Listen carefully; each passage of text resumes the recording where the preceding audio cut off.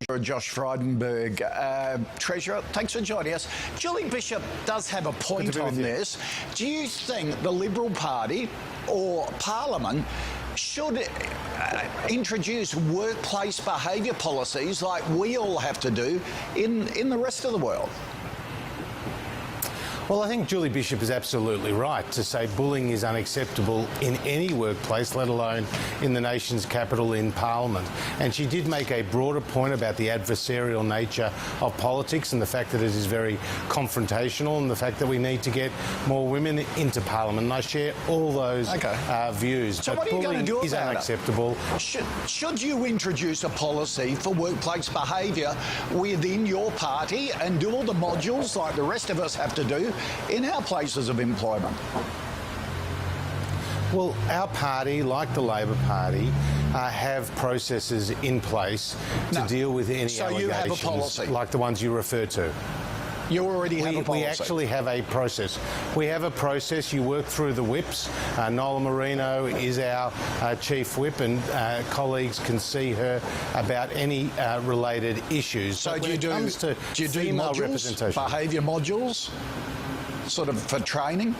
Well, look, I haven't done a behaviour module, Kochi, but the fact is, we do need to see more female representation in Parliament. And in my first speech to the party room after being elected as deputy leader, I said exactly that. I said we needed to get more women, not just into marginal seats, but into safe seats. And Scott Morrison, in his first cabinet, had 6 females, an additional woman in cabinet, all there on merit, but certainly a far cry from when Julie Bishop was the only woman in cabinet back in 2013.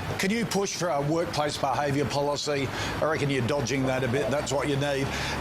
Look, Fairfax is reporting another leak. Turnbull Cabinet rejected a $1.6 billion plan to help pensioners pay struggling power bills. Why did Cabinet knock it back?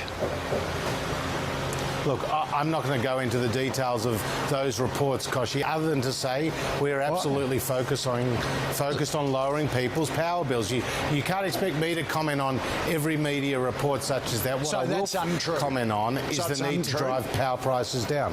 So it's not true? Well, I'm not going to give you a running commentary on those individual reports. Okay. All right. Beautiful set of numbers for the June quarter economic growth figures. 3.4% for the year. That's got to be good to get the budget back in the black quickly. Oh, these are certainly very positive numbers. What we've seen is GDP growth at 3.4%, which is faster rate of growth than any G7 country, faster than the OECD average and beating market expectations. What's underpinning this growth is a broad-based set of numbers in housing investment, in business investment, in exports, and also the high employment numbers. We've got record jobs growth and more women, more seniors, and more young people coming into the workforce. All right. Treasurer, thank you for joining us. Catch up soon. Here's Sam.